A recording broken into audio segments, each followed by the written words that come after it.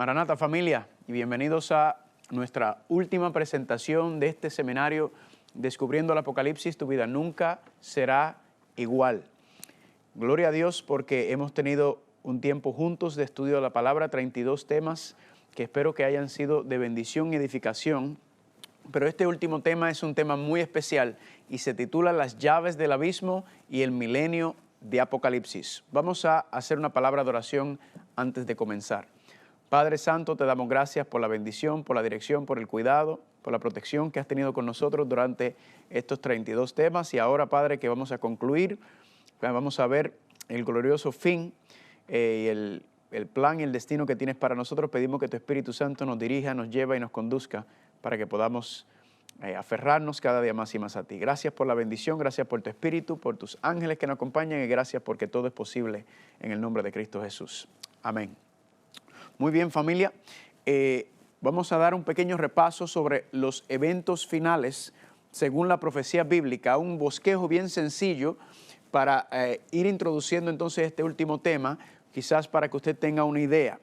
Por ejemplo, en los eventos finales según la profecía, número 1, vimos las señales de los tiempos, ¿verdad? Mateo capítulo 24, donde Jesucristo habla sobre las condiciones que se van a dar, las señales en cuanto a las guerras, rumores de guerra, enfermedades, terremotos, pestilencias.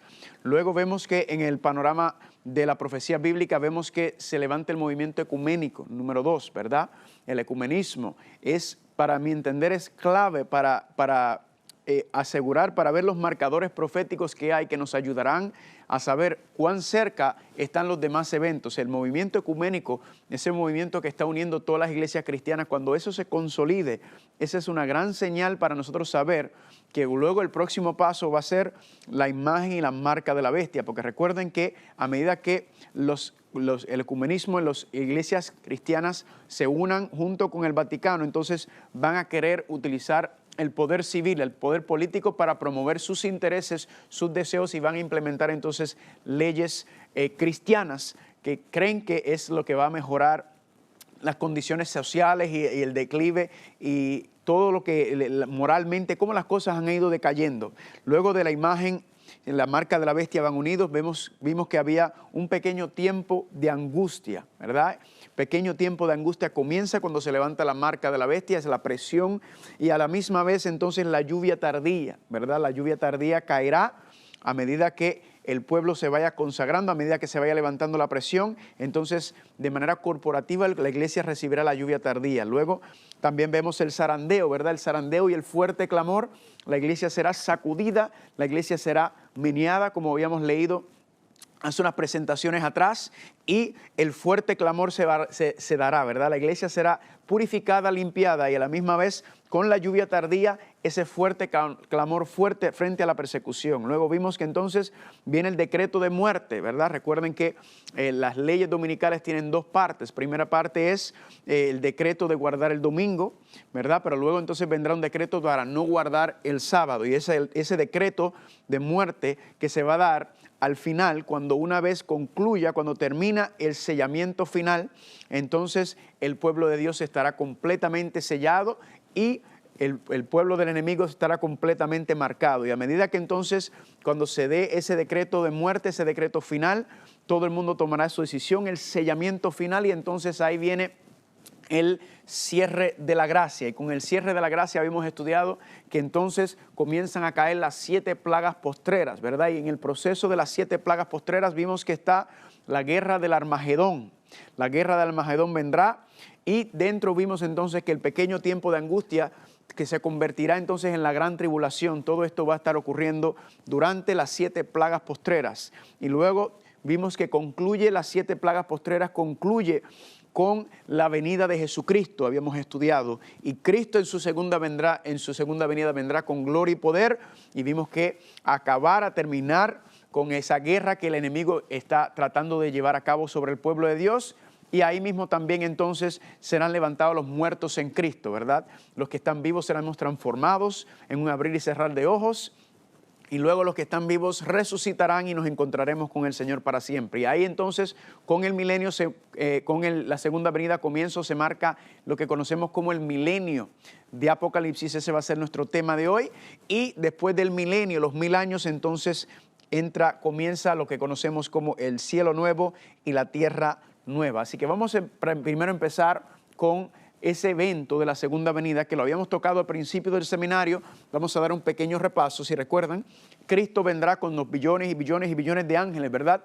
En toda su gloria, en todo su apogeo, en el evento más espectacular, más increíble que jamás se ha visto en el universo. En la historia del universo vendrá Cristo con todos los ángeles. Ahora la pregunta es, ¿cuántos grupos hay cuando Cristo venga a la tierra? ¿Cuántos grupos hay? Bueno, normalmente la gente, cuando hago esta pregunta, me dicen que son 2 grupos. Y sí hay 2 vivos sobre la tierra, pero verdaderamente hay 4 grupos. ¿Cuáles son los 4 grupos? Pues, primer grupo son los que están vivos, que están sellados, ¿verdad? Los que están en el Señor. El segundo grupo son los que están marcados, los que tienen la marca de la bestia. Esos 2 grupos están vivos, pero muertos también hay 2 grupos. Muertos están, un grupo es los que murieron en Cristo, los que murieron en el Señor, y el cuarto grupo es el grupo que muere sin el Señor, los que mueren sin Dios, los que mueren que no están en la fe. Así que, ¿por qué le marco estos 4 grupos? Porque vamos a ver ahora qué es lo que ocurre con cada grupo cuando Cristo venga en su segunda venida y lo que marcaría el comienzo del milenio. Vamos a empezar con los vivos perdidos, en otras palabras, los que tienen la marca de la bestia. ¿Qué va a pasar con ellos cuando Cristo venga? Esto lo estudiamos en Apocalipsis capítulo 6, ¿verdad? Versículo número 16. Dice el 15, y los reyes de la tierra, los grandes, los ricos, los capitanes, los poderosos, y todo siervo y todo libre se escondieron en las cuevas y entre las peñas de los montes, y decían a los montes y a las peñas, caed sobre nosotros y escondernos del rostro de aquel que está sentado sobre el trono y de la ira del Cordero, porque el gran día de su ira ha llegado, y quién podrá sostenerse en pie. Aquí nos habla entonces de la venida de Cristo y dice, ¿quién podrá sostenerse en pie? ¿Quién podrá sostener?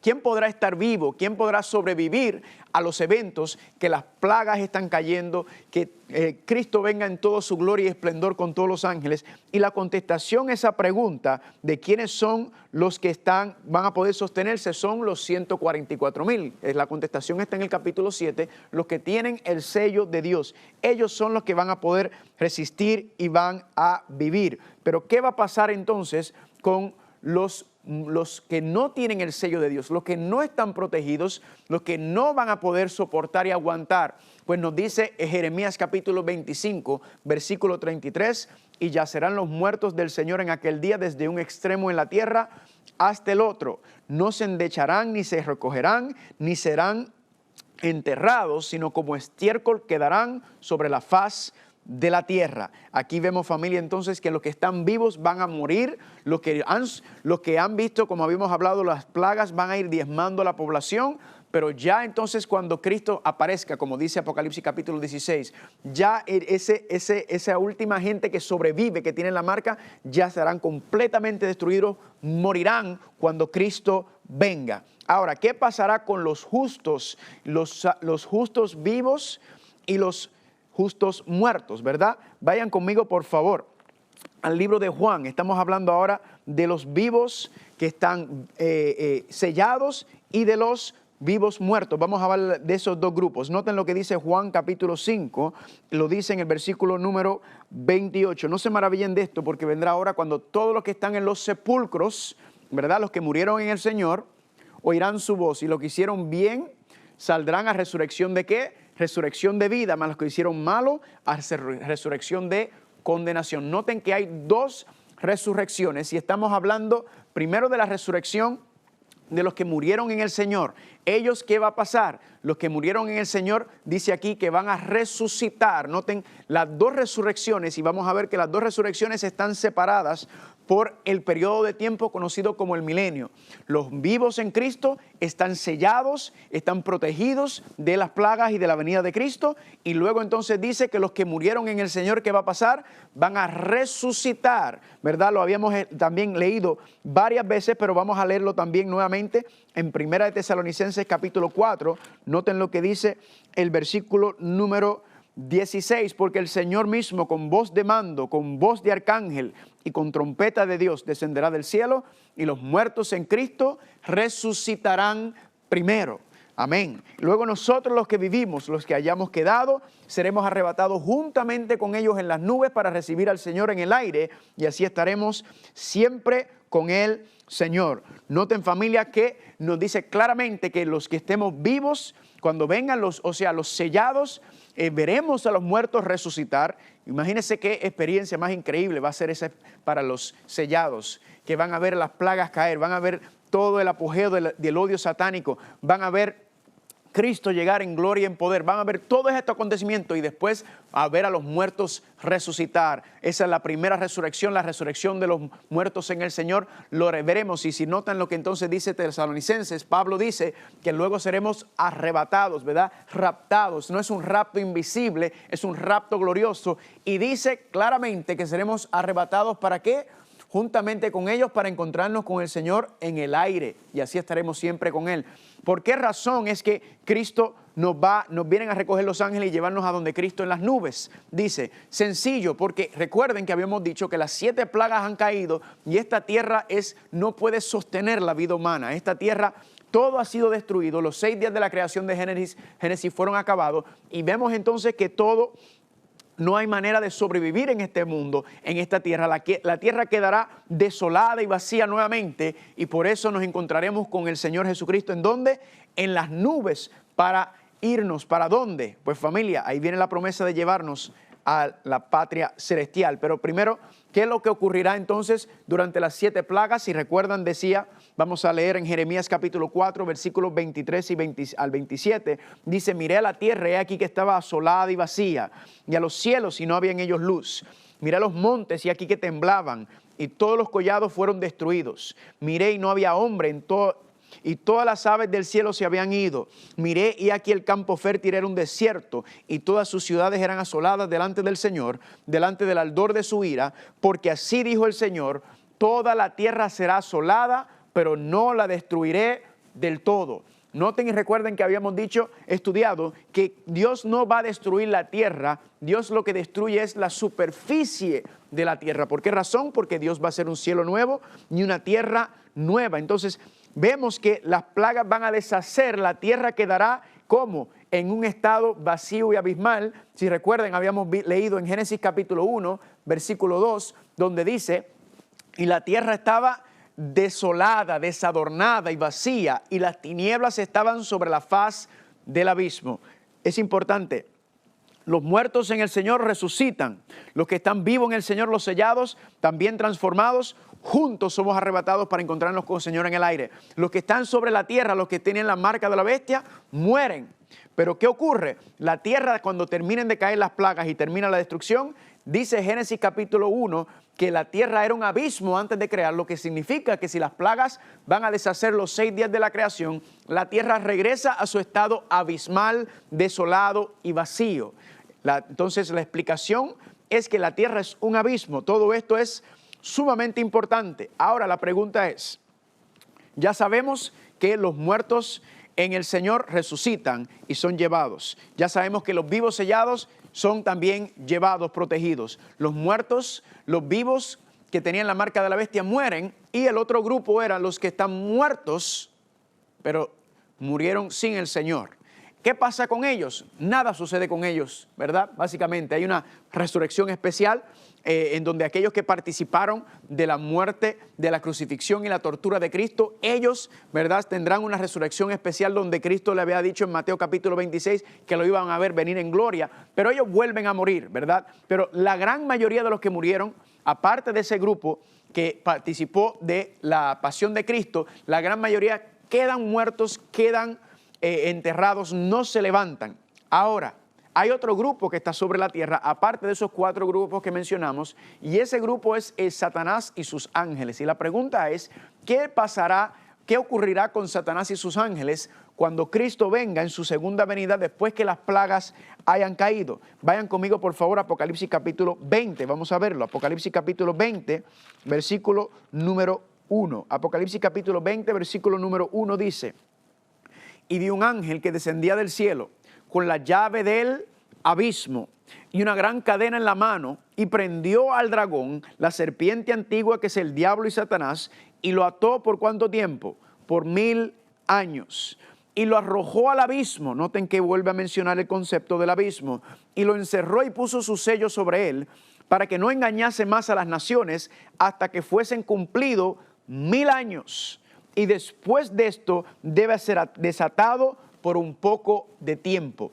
Vamos a analizar estos versículos un momentito. Aquí dice que el diablo será amarrado, encadenado y será echado en el abismo. Muchas personas creen, sinceramente, que en el centro de la tierra es este concepto del abismo y el diablo será echado allá, lo que algunas personas llaman quizás el infierno, que habíamos hablado sobre ese concepto, estudiado ese concepto. Pero verdaderamente, como ya hemos hablado y vimos en Génesis capítulo 1, cuando habla del abismo, ¿de qué está hablando? Pues familia, el abismo es la tierra después de la caída de las 7 plagas. El abismo es la tierra en su condición desolada, vacía, desadornada nuevamente, como estaba en Génesis capítulo 1, versículo 2. Antes de haber creado la tierra se considera un abismo. Pues nuevamente al caer las plagas y deshacer los 7 días de la creación, entonces la tierra vuelve a su estado, su condición abismal, vacío. Y noten que dice que el diablo será una gran cadena y será atado, ¿verdad? Ahora le hago una pregunta. ¿Será que usted puede amarrar o encadenar un espíritu? No, es imposible, ¿verdad que no? Esto nuevamente estamos viendo, familia, cómo nos está hablando en un lenguaje figurado. ¿Qué es lo que significa que el diablo fue amarrado o atado? Significa que este mundo, esta tierra que está otra vez en una condición abismal, vacío, que se convierte en una cárcel para el diablo. El diablo entonces queda aquí encarcelado por este periodo de 1000 años. Esta es la cárcel de él y está atado también, está amarrado en el sentido de que como no van a haber seres humanos sobre la tierra, porque los salvados se han ido con el Señor en las nubes y los que murieron, los que tenían la marca de la bestia y los que estaban perdidos están muertos. O sea, que el diablo también en el contexto de no tener a quien engañar, porque ese es, ¿verdad?, uno de sus métodos, ese es uno de sus propósitos, es engañar, es mentir. Entonces el diablo no tiene cómo llevar a cabo los deseos de su corazón. El diablo queda amarrado, encadenado a causa de las circunstancias, no puede engañar ni acusar al adversario. Entonces, el diablo está acuartelado, encarcelado en este mundo, en este abismo, ¿por cuánto tiempo? Por 1000 años. Pero noten que dice en el versículo 3, que después de haber sido arrojado al abismo, encerrado, dice, para no engañar a las naciones más. ¿Por qué no puede engañar a las naciones? Porque todos están muertos, los que se perdieron. Y luego dice que o sea, que él está encadenado hasta que se cumplan los 1000 años. Y después de eso debe ser atado por un poco de tiempo. En otras palabras, este periodo de 1000 años, algo va a ocurrir al final de los 1000 años que el diablo va a volver a engañar. ¿Qué será lo que va a pasar? Vamos a ver que va a ocurrir la segunda resurrección cuando los que murieron sin el Señor van a resucitar y entonces Él va a volver a engañarlos. Ahora, ¿qué pasará? ¿A dónde iremos nosotros los justos, verdad? Los sellados y los que murieron en el Señor que resucitan. Dice Pablo que seremos llevados a encontrarnos con Cristo en las nubes. Los ángeles vendrán, como dice Mateo capítulo 24 del versículo 30. Los ángeles vendrán a recogernos y a llevarnos con Cristo en las nubes. Y ahí estaremos siempre con Él. Cristo no toca la tierra en su segunda venida, familia, sino que seremos entonces, ¿a dónde iremos? Aquí entonces vemos en Juan capítulo 14, versículo 1 al 3. Dice: no se turbe vuestro corazón, creéis en Dios, creed también en mí. En la casa de mi Padre muchas moradas hay. Voy pues a preparar lugar para vosotros. Y si me fuere y os prepararé lugar, vendré otra vez y os tomaré a mí mismo para que donde yo estoy, vosotros también estéis. Cristo entonces en Juan capítulo 14 nos da la promesa y dice: no se preocupen, que en la casa de mi Padre muchas moradas hay. Pregunta, ¿cuáles son las moradas que están en la casa del Padre? Pues lamentablemente son las moradas que fueron desoladas, fueron vacías por la rebelión de Lucifer y sus ángeles. Y Cristo dice: esas moradas que están allá, yo voy a ir a prepararla para ustedes, ¿verdad? Yo voy a ir a prepararla, ¿para qué? Para que estemos juntos en la casa de mi Padre. Le voy a preparar mansiones. Y Cristo dice: voy pues a prepararle ese lugar y voy a hacer ¿qué? Voy a regresar otra vez, ¿a qué? A buscarlos y os tomaré a mí mismo para que donde yo estoy, vosotros también estéis. Entonces Cristo nos promete: yo me voy a ir, le dijo a los discípulos, ¿verdad? Y recuerden lo que dijo, no se preocupe que cuando mueran nos vamos a encontrar allá arriba. No, sino que el muerto está durmiendo, pero Cristo prometió que yo voy a regresar y cuando regrese me los voy a tomar para llevarlos a ese lugar que le preparé. Este es, familia, el comienzo del milenio. ¿Y cuál será? La pregunta es, ¿cuál será el primer recibimiento? ¿O cómo será el recibimiento cuando lleguemos al cielo? Usted se imagina ese espectáculo de Cristo ahora ascendiendo nuevamente al cielo con los billones y billones y billones y billones y billones y billones de ángeles, y junto con los billones de ángeles están todos los salvados y los redimidos de la historia humana, todos encaminándonos hacia el cielo, todos siendo llevados por los ángeles al reino, a la patria celestial. Y la pregunta es, ¿cómo será el recibimiento? ¿Qué es lo que habrá? ¿Qué será lo primero que va a ocurrir cuando lleguemos al cielo? Apocalipsis capítulo 19, versículo 9 dice, y el ángel me dijo, escribe, bienaventurados los que están invitados a la cena de las bodas del Cordero. Familia, noten que nosotros cuando lleguemos no vamos a ir a las bodas del Cordero. Las bodas del Cordero ya comenzaron, como habíamos estudiado, en el 1844. Esas bodas se están llevando a cabo ahora, ¿verdad? ¿Qué sucede? Que cuando Cristo venga no vamos a ir a las bodas, no vamos a ir a determinar a ver quiénes son los que están, los que son partícipes de la esposa del Cordero, sino que nos van a llevar a celebrar la fiesta de las cenas de las bodas. Vamos a ir a la fiesta, y yo sé que hay mucha gente cachetera, como dicen en Puerto Rico, gente que le gusta lo gratis, ¿verdad? Que a veces cuando los invitan a las bodas solamente van a comer y quizás a cualquier otro tipo de actividad y se van. Pues familia, aquí esto no es así, este asunto. Cristo nos va a llevar y vamos a ir a la celebración de las bodas. Vamos a disfrutar y deleitarnos que somos el pueblo de Dios, que somos su grupo de hombres y mujeres fieles en esta tierra, que hemos sido redimidos con la sangre del Cordero. Y vamos a llegar a celebrar las cenas de las bodas. Ahora, ¿cómo van a ser esas cenas? ¿Qué es lo que va a ocurrir? Noten lo que dice Lucas capítulo 12, versículo 35 al 37. Estén ceñidos nuestros lomos y nuestras lámparas encendidas, y vosotros sed semejante a hombres que aguardan a que su Señor regrese de las bodas, para que cuando llegue y llame, ¿qué cosa? Le abran enseguida. Así que cuando regresemos, el Señor regresa de las bodas, nos recoge, nos lleva a llevarnos a la cena, a la fiesta, a la celebración, y la pregunta es, ¿qué es lo que vamos a comer? Es una cena, ¿verdad? ¿Qué es lo que comeremos en la cena? ¿Cuál va a ser el banquete? Noten que Jesucristo mencionó este mismo punto en Mateo capítulo 26. Vayan conmigo, por favor, al versículo 26. Mateo capítulo 26. Y noten lo que Cristo dice en el versículo 26. Versículos muy conocidos por nosotros. Dice, y mientras comían, tomó Jesús el pan y bendijo y lo partió.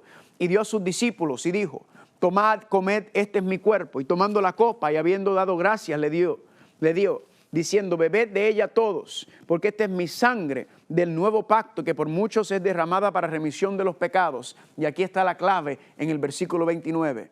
Y os digo que desde ahora no beberé más de este fruto de la vid hasta aquel día en que lo beba nuevo con vosotros en el reino de los cielos. Gloria sea el nombre de Dios. Familia, cuando nosotros tomamos parte de la Santa Cena, lo que se llama la comunión, ¿verdad? La Santa Comunión, la Santa Cena, nosotros mayormente nos enfocamos en el pasado. Mayormente cuando participamos de la Santa Cena estamos mirando hacia atrás y estamos recordando el vino representa la sangre de Cristo, el pan representa la carne de Cristo, que Cristo, Dios, se hizo hombre, ¿verdad? Y tomó nuestra naturaleza caída y derramó su sangre encima de eso por nosotros. Y muy bien, está muy acertado y es parte importante de reconocer el sacrificio de Cristo, y nosotros podemos mirar hacia atrás, pero también nos está diciendo Cristo en Mateo capítulo 26, en versículo número 29, que cuando tomemos o participemos de la Santa Cena debemos estar también mirando hacia el frente. ¿Mirando hacia qué? Hacia ese glorioso día, cuando entremos al reino de los cielos, cuando pasemos a la cena de las bodas del Cordero y nos sentemos a disfrutar y deleitarnos. ¿De qué? De que vamos a celebrar la Santa Cena como la victoria de Cristo por nosotros, como Él fue el que nos llevó al reino de los cielos, y nos vamos a deleitar y disfrutar en ese gran banquete empezando. Así que cuando usted celebre nuevamente Cuando usted participe de la Santa Cena, sí, mira hacia atrás, mira al Señor en la cruz del Calvario, mira al Señor por lo que pasó para darnos una segunda oportunidad para redimir a su pueblo, pero también mira hacia el frente, hacia lo gozoso, hacia la victoria, que gracias a ese sacrificio también entonces nosotros, dice la palabra de Dios, que seremos reyes y sacerdotes en el reino de los cielos y nos iremos para estar con Él para siempre. Es una celebración, pero ahí no termina.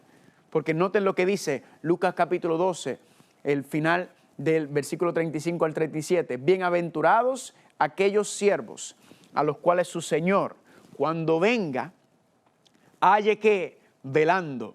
De cierto os digo que se ceñirá y hará que se sientan a la mesa y vendrá a servirles. ¿Qué? Exactamente como usted y yo acabamos de leer. Dice aquí que Jesucristo, cuando entremos a la cena de las bodas del Cordero, nosotros nos sentaremos y dice que Él vendrá a servirnos. Esto como que no cuadra mucho, porque si acaso deberíamos ser nosotros que sirvamos al Señor por todo lo que ha hecho por nosotros. Pero aquí dice que Él nos va a servir. Nuevamente Cristo está mostrando, Cristo está manifestando su carácter, su humildad, su amor, donde qué humilde es nuestro Señor, donde nosotros que lleguemos a hacer gracias y a celebrar y a disfrutar, Él dice que es quien nos va a servir. Qué muestra tan grande del carácter de Dios, de su amor, ¿verdad? Esto nuevamente, familia, esto es una cosa fascinante. Cómo el Señor mismo nos muestra que Él es el Señor. Él es grande, Él es poderoso, Él es humilde, Él en todos los sentidos, Él es verdaderamente el que merece toda la honra y toda la gloria. Y por eso nosotros debemos aprender de Él, ser como Él, servir al prójimo. Es nuestro llamado, ¿verdad?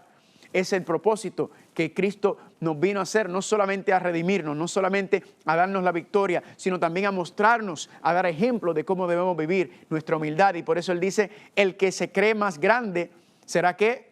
Será puesto abajo, y el que se cree pequeño será enaltecido. El que se humilla, el que trabaja para el Señor, será grande en el reino de los cielos. Así que, ahora, ya sabemos que llegamos al reino de los cielos, está comenzando el milenio y hemos llegado, y lo primero que vamos a hacer es celebrar la cena de las bodas del Cordero. Ahora la pregunta es, ¿qué pasará durante el milenio? ¿Qué va a ocurrir después de la cena de las bodas del Cordero? ¿Qué vamos a estar haciendo durante ese periodo de 1000 años que ocurre en el cielo? Bueno, ya sabemos, como habíamos estudiado, sobre el juicio, ¿verdad?, que comenzó en el 1844, cuando Cristo entró al lugar santísimo. Esa fase del juicio en donde está el pueblo siendo vindicado y Dios también por medio de esa vindicación. Y vemos entonces que esa fase del juicio comenzó con el pueblo de Dios, ¿verdad?, con aquellos, con las bodas del Cordero, aquellos que serán parte del pueblo de Dios. Pero si recuerdan, habíamos hablado que en esa primera fase del juicio no se toca el tema de los perdidos, ¿verdad? Solamente comienza con la casa de Dios, esa primera fase que vimos en el santuario. Ahora lo que vamos a ver es la segunda fase. En esta segunda fase, ¿qué ocurre? En esta segunda fase, ahora se va a hacer una segunda parte del juicio. Noten lo que dice Apocalipsis capítulo 20. Vayan conmigo, por favor. Apocalipsis capítulo 20. Ahora vamos a continuar donde nos quedamos en cuanto al milenio, versículo número 4. Y dice, y vi tronos, y se sentaron sobre ellos los que recibieron facultad de juzgar. O sea, hay un juicio en el milenio. Y dice, y vi las almas de los decapitados por causa del testimonio de Jesús y por la palabra de Dios, los que no habían adorado a la bestia ni a su imagen, y que no recibieron la marca en su frente ni en sus manos. Y vivieron y reinaron con Cristo, ¿cuánto tiempo? 1000 años, dice aquí, versículo número 6. Bienaventurado y santo el que tiene parte en la primera resurrección. La segunda muerte no tiene potestad sobre estos, sino que serán sacerdotes de Dios y de Cristo y reinarán con Él 1000 años. Así que, ¿qué nos está diciendo, explicando? Que durante 1000 años nosotros seremos ¿qué? Nosotros seremos jueces. Nosotros estaremos ahora participando del juicio, de esta segunda fase del juicio que se va a dar en el cielo. Nosotros estaremos participando de este juicio. Noten, familia, que el juicio tiene propósito. Uno, de vindicar a Dios ante el universo, ¿verdad? Ya eso ocurrió en la cruz del Calvario.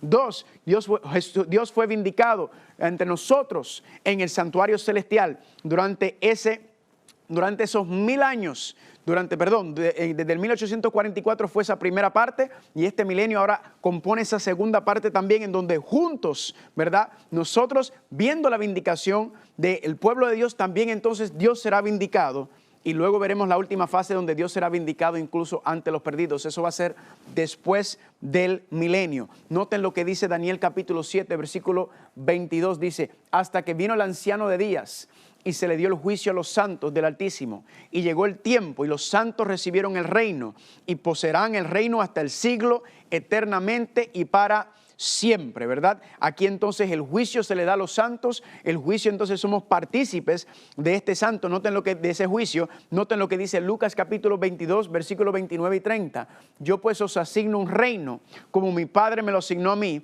para que comáis y bebáis a mi mesa en mi reino. Y se sentarán en tronos juzgando a las 12 tribus de Israel. Aquí entonces, familia, lo que nos está diciendo es que seremos partícipes del juicio. Nosotros seremos entonces, veremos la historia, ¿verdad?, de la humanidad. Estaremos sentados y estaremos viendo entonces el juicio de lo que ocurrió, tanto de los que no están como de los que están. Y vamos a ver eso un minuto. Pero antes de eso quiero tocar un punto importante. Hay muchas personas que malinterpretan un versículo relacionado con el asunto del juicio. Y este versículo es Juan capítulo 10, versículo 33, donde Jesús dice, no está escrito en la ley, yo dije, dioses sois. Algunas personas ven ese versículo y creen que nosotros de alguna manera vamos a ser dioses, ¿verdad? Que vamos a ser divinos. Recuerden que la divinidad y la humanidad se unen en Cristo Jesús, pero nosotros no somos seres divinos ni lo seremos, sino somos adoptados a la familia divina, pero la divinidad es Dios. Y algunas personas piensan que nosotros llegaremos a ser Dios, pero lo que no comprenden es que cuando Jesucristo habla de Juan capítulo 10, versículo 33, Él está citando el Salmo que habla sobre eso. Y cuando vas al Salmo, dice Salmo capítulo 82, versículo 6, yo dije, vosotros sois dioses y vosotros sois hijos del Altísimo. Cuando Cristo dice eso, está citando el Salmo 82.6 y el Salmo 82.6 en hebreo cuando dice dioses dice Elohim. Ahora, Elohim, como sabemos, sí Dios utiliza el nombre de Elohim propiamente, especialmente en Génesis capítulo 1, versículo 1, pero Elohim también significa juez. Entonces, cuando dice Cristo que vosotros seréis dioses, lo que está diciendo es que nosotros seremos propiamente jueces, ¿verdad? Participando, porque Dios es el que está sentado en el trono y Él nos incluye dentro del juicio. En ese contexto nosotros sí participaremos del juicio y tendremos de la facultad de ver y de las decisiones que se tomaron en el reino de los cielos a favor del bien y del mal. Ahora, miren cómo esto queda confirmado en 1 Corintios capítulo 6. 1 Corintios capítulo 6 dice en el versículo número 1. ¿Osa alguno de vosotros cuando tiene algo contra otro ir a juicio delante de los injustos y no delante de los santos? ¿O no sabéis que los santos han de juzgar el mundo? Y si el mundo ha de ser juzgado por vosotros, sois indignos de juzgar cosas muy pequeñas. ¿O no sabéis que hemos de juzgar a los ángeles? Cuanto más las cosas de esta vida. Noten, familia, que dice que seremos ¿qué? Nosotros juzgaremos al mundo, incluso a los ángeles. ¿A qué se está refiriendo aquí, familia? Es que nosotros durante el milenio estaremos juzgando no solamente a los salvados, no solamente a los perdidos, sino también a los ángeles que cayeron. ¿En qué contexto se entiende sobre el juicio? De que estaremos nosotros como jueces. Sencillo. La razón de esta segunda fase, de este milenio, familia, es porque habrán sorpresas en el reino de los cielos y habrán 3 sorpresas específicamente. La primera sorpresa que habrá es que usted está ahí, ¿verdad? Verdaderamente vamos a estar sorprendidos y decir, wow, verdaderamente yo llegué al reino de los cielos, verdaderamente yo estoy aquí, es increíble. Pero otra parte, la otra sorpresa que va a haber, es que allí van a haber personas que usted no esperaba. Allí van a haber personas que usted se va a sorprender al ver. Por ejemplo, imagínense, vamos a pensar en Esteban. Imagínate a Esteban caminando en el cielo y de momento ve pasar a Saulo, a Pablo. Pues Esteban podría pensar y ir y decir, mira, que hay un error. Este hombre fue el que me mandó a matar a mí. Este hombre es el perseguidor de la iglesia. ¿Qué es lo que él está haciendo aquí en el reino de los cielos? Familia, eso podría ser una sorpresa para Esteban, pero durante estos 1000 años, ¿qué se va a hacer?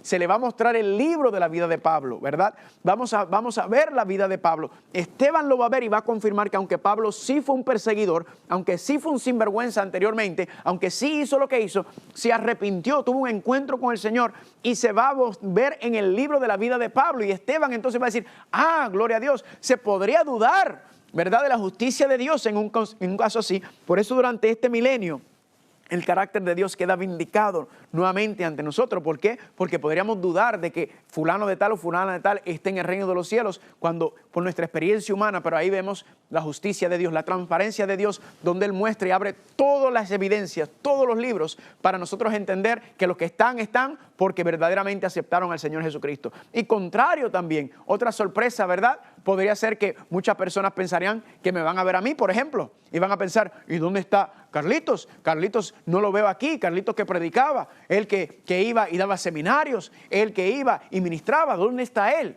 Y ahí nuevamente, ¿verdad?, mucha gente pensaría, parece que Dios no fue justo con Carlos, pero ahí ¿qué van a hacer? Ahí van a abrir mi libro y le van a mostrar que sí, verdaderamente, cuando entregué mi vida al Señor, empecé a trabajar para el Señor, empecé a predicar, empecé a ministrar, empecé a trabajar para el Señor, a dedicarle mi vida. Pero ¿qué ocurrió? En mi libro se va a estar viendo y caminando y se va a mostrar que yo vine y dejé mi consagración diaria.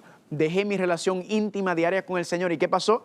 A medida que dejé esa relación diaria, esa consagración, esa intimidad con el Señor, ¿qué sucede? Pues la carne se vuelve a levantar, ¿verdad? A medida que me aparte del Señor, ya el espíritu pierde fuerza y entonces comienza a levantarse en mí nuevamente. La carne empieza a tomar dominio. ¿Y qué ocurre? Me lleno de orgullo, me lleno de todos los deseos de la carne nuevamente, ¿verdad? Y me aparto del Señor hasta que llegue un momento en que ya no hay regreso. Primero Dios, eso no va a pasar porque el diablo me va a tener que matar a mí, porque yo digo que imposible haber visto y vivir en este mundo y todavía anhelar las cosas de este mundo, ¿verdad? Lo que habíamos hablado hace unos temas atrás, es imposible ver las cosas de este mundo y ver cómo es posible. Para mí es una locura aferrarse a los deseos temporeros de este mundo, por unos placeres temporeros, unos placeres de la carne, cuando Dios tiene algo especial, maravilloso, increíble, familia. Y por eso es estas sorpresas que van a ver en el cielo, y por eso durante esta fase del milenio, familia, lo que vamos a estar viendo es nuevamente la justicia, la transparencia de Dios, familia. ¿Cuántos dicen amén por esto? Y esto será nuevamente el carácter de Dios vindicado ante nosotros que estuvimos aquí en la tierra y no vimos esa primera fase que está ocurriendo cuando Cristo entró al lugar santísimo en el 1844. Ahora, ese periodo de tiempo, el milenio, va a ser viendo, no sé cómo va a ser, no sé si vamos a tener libros, literalmente no creo, quizás vamos a tener un plasma celestial, divino, y vamos a ver la historia del mundo desde el principio, desde la caída de Lucifer y toda la historia hasta el final. Y una vez concluya durante ese milenio, una vez concluya esa fase del juicio, cuando el carácter de Dios queda nuevamente vindicado ahora frente a todos los redimidos, concluye el milenio. ¿Y qué ocurrirá después del milenio? Aquí dice Apocalipsis capítulo 21, versículo 2. Y yo, Juan, vi la santa ciudad, la nueva Jerusalén, descender del cielo de Dios, dispuesta como una esposa ataviada para su marido. Juan entonces ve la santa ciudad. Después del milenio, ¿qué ocurre? Ahora la santa ciudad que Cristo preparó, nuestras mansiones, ahora vendrá aquí a la tierra y nosotros estaremos dentro de esa santa ciudad. Nosotros regresaremos. Esta sí es la tercera venida de Cristo, pero esta vez Cristo no viene solamente con los ángeles, sino ahora Cristo viene con nosotros, viene a la tierra. Y yo digo, gloria a Dios por eso. Y adivinen qué ocurre, adivinen qué pasa cuando después del milenio venga la tierra. Regresemos a Apocalipsis capítulo 20, regresemos a Apocalipsis capítulo 20. ¿Qué ocurre después del milenio? Noten lo que dice Apocalipsis capítulo 20, versículo 5. Los otros muertos no volvieron a vivir hasta que se cumplieron los 1000 años. Recuerden que habíamos hablado, que dijimos que cuando Cristo vino en su segunda venida, los que murieron en el Señor fueron resucitados, pero los que murieron sin Él quedaron enterrados. Los que murieron sin la fe quedaron muertos. Pues ahora, ¿qué ocurre? Ahora viene el cumplimiento de lo que leímos en Juan, cuando dice que habrá resurrección de salvación, ¿verdad? Y resurrección de condenación. Aquí está, familia, la resurrección de los que murieron sin el Señor. Ahora resucitan todos esas personas que murieron sin la fe de Dios, todos ellos resucitan. Y noten lo que dice Apocalipsis capítulo 20, versículo 7. Y cuando los 1000 años se cumplan, Satanás será suelto. ¿De dónde? Suelto de su prisión. Aquí entonces vemos que cuando decía en el versículo 1 y 2, decía que el diablo fue amarrado por 1000 años, ya vimos porque la tierra estaba abismal, no había vida humana, no tenía a quien engañar, y ahora, pero recuerden que decía que después de los 1000 años será soltado por un poco de tiempo. Aquí vemos entonces que será suelto el diablo. ¿Por qué está suelto? Porque acaban de resucitar todos los perdidos de todas las edades, esa gran muchedumbre de perdidos se ha levantado, y ahora Satanás vuelve ¿a qué?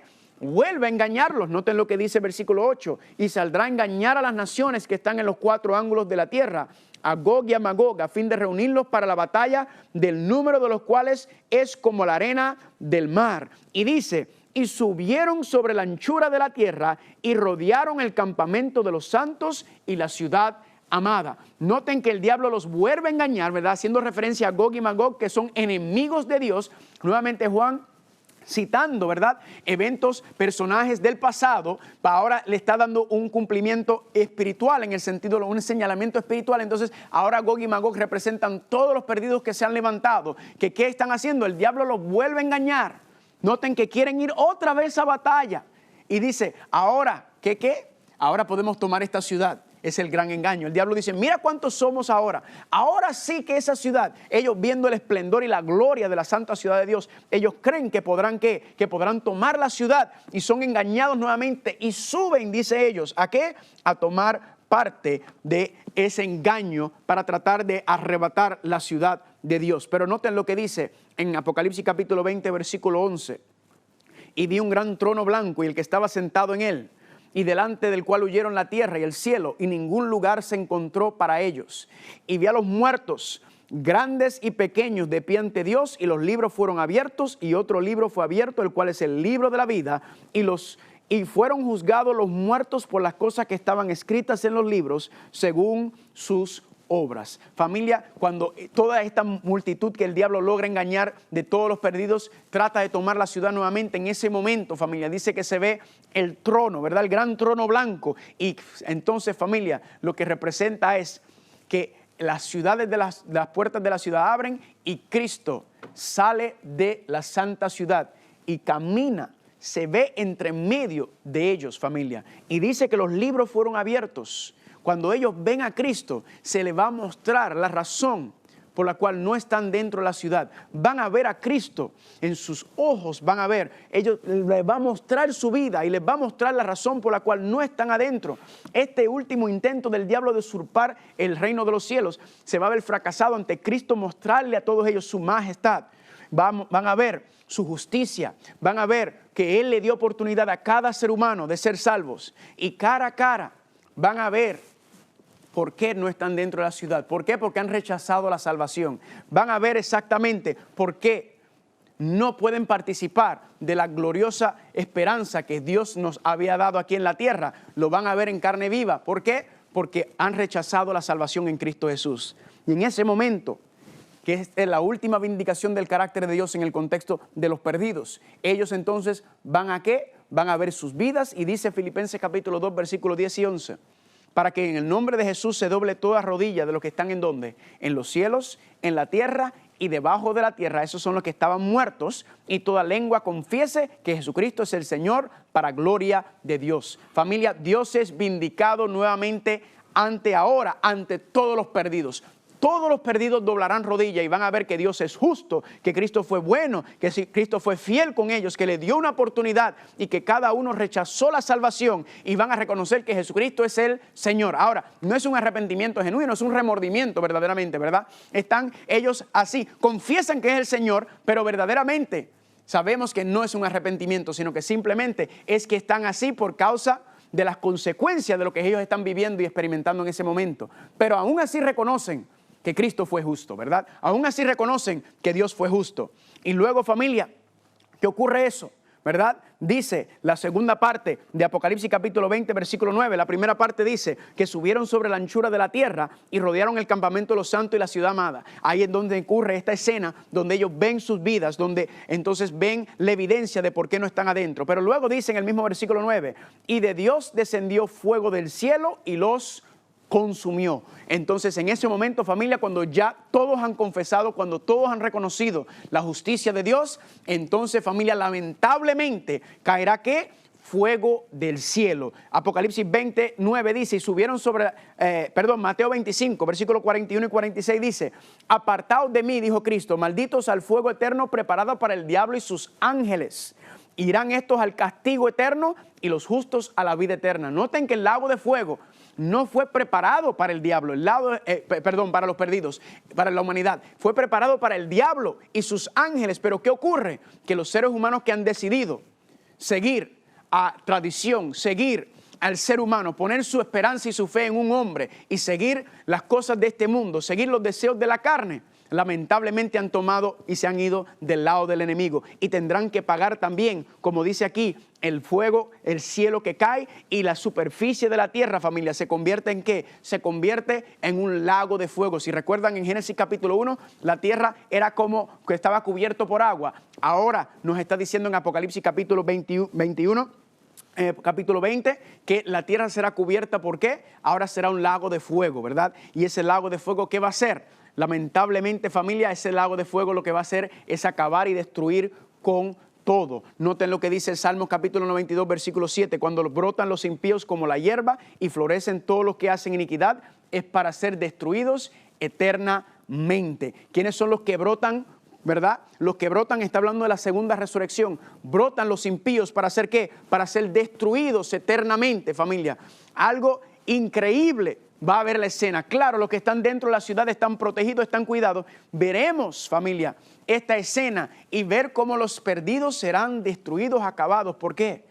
Porque Dios dice, te daré los deseos de tu corazón. Habíamos estudiado ante unos temas anteriores. Dios te dará los deseos de tu corazón. Y si los deseos de tu corazón están para este mundo, lamentablemente, familia, Dios dice, yo voy a destruir este mundo, yo voy a purificar este mundo, yo voy a acabar con el pecado, la maldad, todo eso.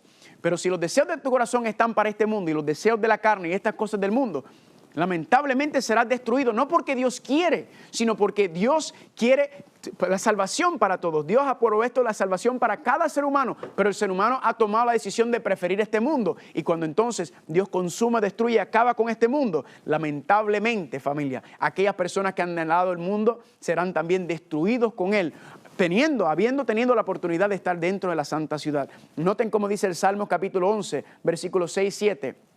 Sobre los malos hará llover calamidades, fuego, azufre y viento abrasador será porción de cáliz de ellos, porque el Señor es ¿qué? Porque el Señor es justo. Familia, recuerden, el Señor es misericordioso. Recuerden, el amor de Dios es incondicional, pero la misericordia de Dios no lo es. La misericordia de Dios es incondicional para los que lo aman, lo honran, lo obedecen. La misericordia de Dios está, pero aquellos que han decidido, aquellos que han sido en rebeldía, aquellos que han endurecido su corazón, familia, lamentablemente la justicia de Dios también tiene que darse. Primero viene la misericordia, pero luego de que cierra la gracia, que termina la misericordia de Dios para los perdidos, entonces vendrá la justicia. Y nosotros, familia, veremos la destrucción de los perdidos. Increíblemente, dice el Salmo capítulo 37, versículos 34 y 38. Espera en el Señor y guarda su camino, y Él te exaltará para heredar la tierra nueva y el cielo nuevo. Cuando sean destruidos los pecadores, lo verás, nosotros vamos a verlo.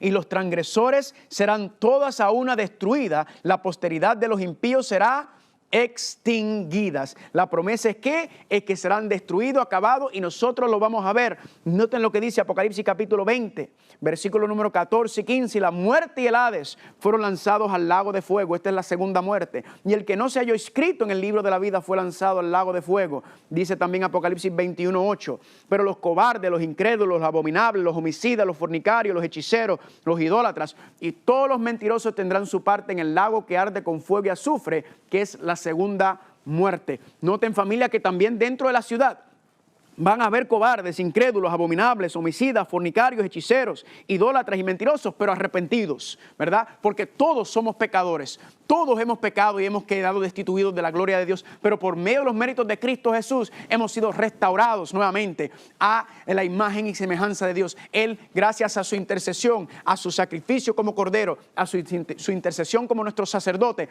entonces esa obra de salvación, perdonados de nuestros pecados, transformados, victoria sobre el pecado, todo el proceso, familia, todo eso, los que están afuera de la ciudad es que simplemente, ¿cuál es la diferencia? Que no llevaron sus pecados al Señor, no pasaron, no pidieron perdón por sus pecados, no pidieron a Dios que hiciera una obra de santificación y lamentablemente, familia, no pueden morar en la presencia de Dios. ¿Por qué? Porque todavía tienen los pensamientos impuros. Por eso, familia, tan importante lo que hemos hablado durante este seminario es el asunto de la santificación. Es el momento ahora de preparar nuestra mente para poder morar en la presencia de Dios, porque no va a haber nada impuro en la presencia de Dios. Por lo tanto, el carácter tiene que ser transformado ahora.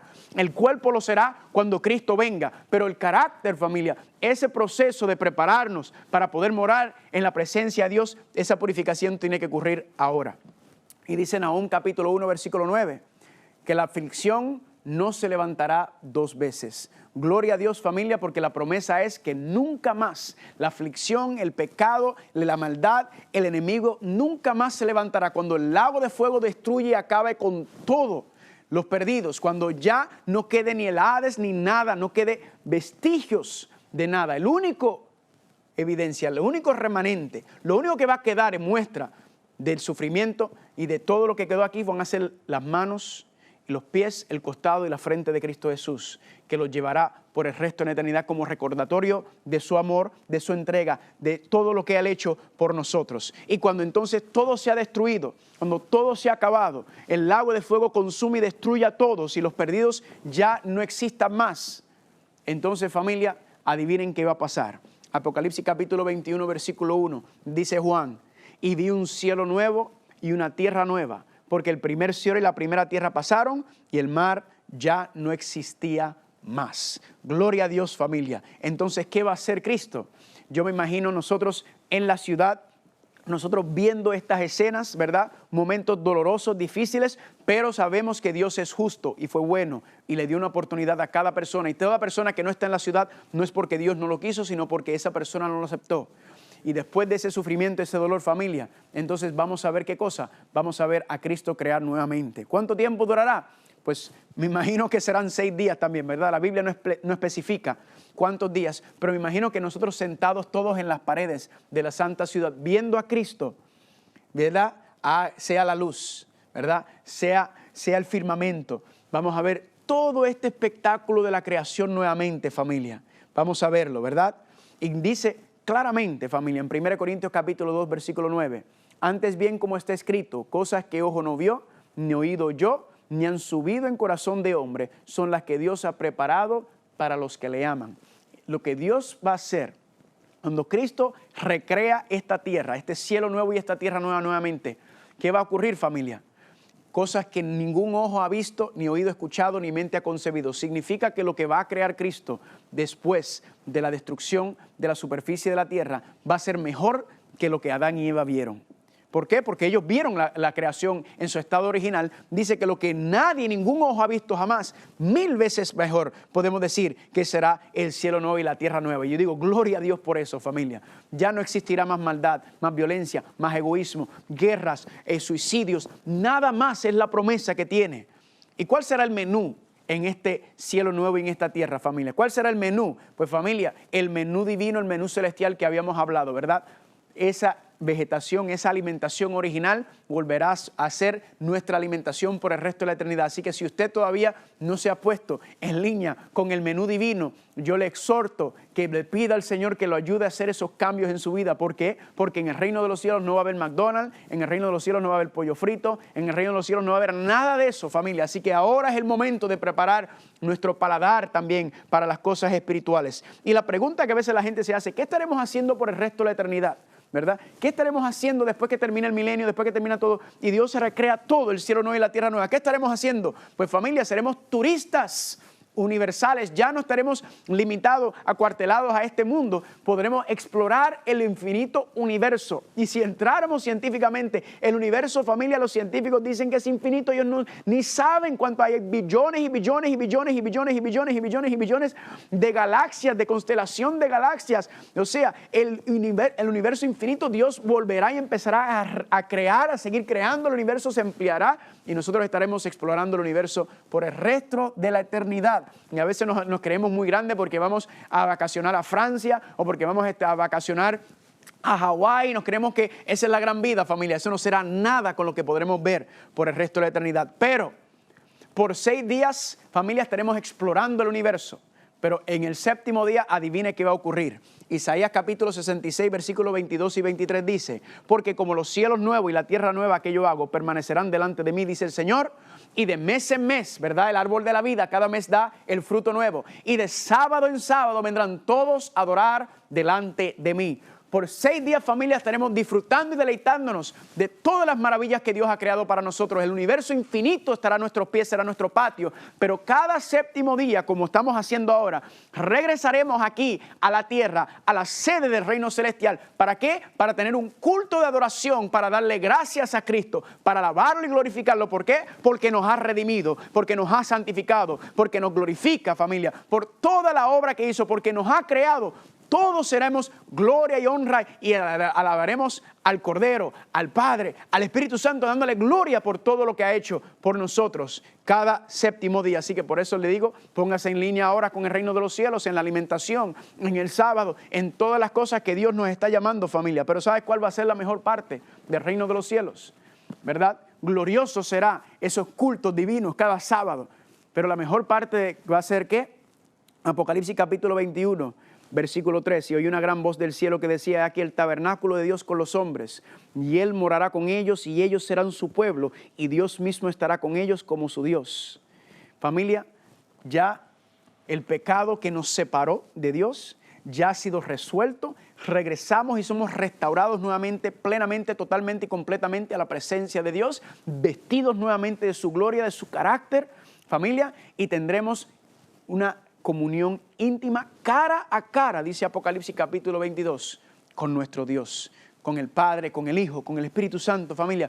Podremos compartir y disfrutar, esa va a ser la parte más linda, estar a los pies del Señor, compartir con Él y Él seguir mostrándonos, porque por el resto de la eternidad estaremos aprendiendo de Él. Nunca parará, nunca terminará. Si a usted le gusta leer, si le gusta aprender y estudiar ahora, usted se va a gozar en el reino de los cielos, familia, porque eso es lo que viene. Y más aún dice Apocalipsis 3:21, al que venciere, le daré que se sienta conmigo en mi trono, dice, así como yo he vencido y me he sentado con mi Padre en su trono.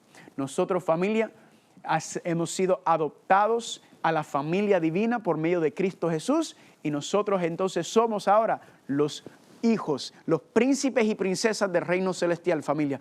Esa es la bendición que Dios tiene para nosotros. Ese es el gran privilegio que Dios nos ha concedido, familia.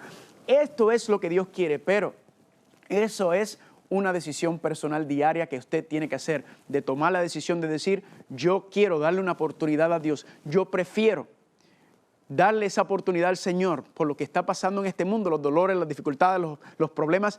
¿Qué más tiene que hacer Dios para abrir los ojos y decirte: mira lo que yo tengo para ti, mira lo que quiero ofrecerte? No hay ninguna otra esperanza en este mundo, no hay nada mejor que lo que Dios está prometiendo, familia. Nada llega hasta ni a los tobillos, a los pies del plan de salvación y lo que Dios anhela para nosotros. Entonces, ¿cuál es el llamado final? Si no lo has hecho, dale la oportunidad al Señor, dile al Señor: Señor, entra en mi vida, entra en mi corazón, enséñame tu gloria, y empieza a vivir para la gloria de Dios. Que el Señor te bendiga abundantemente.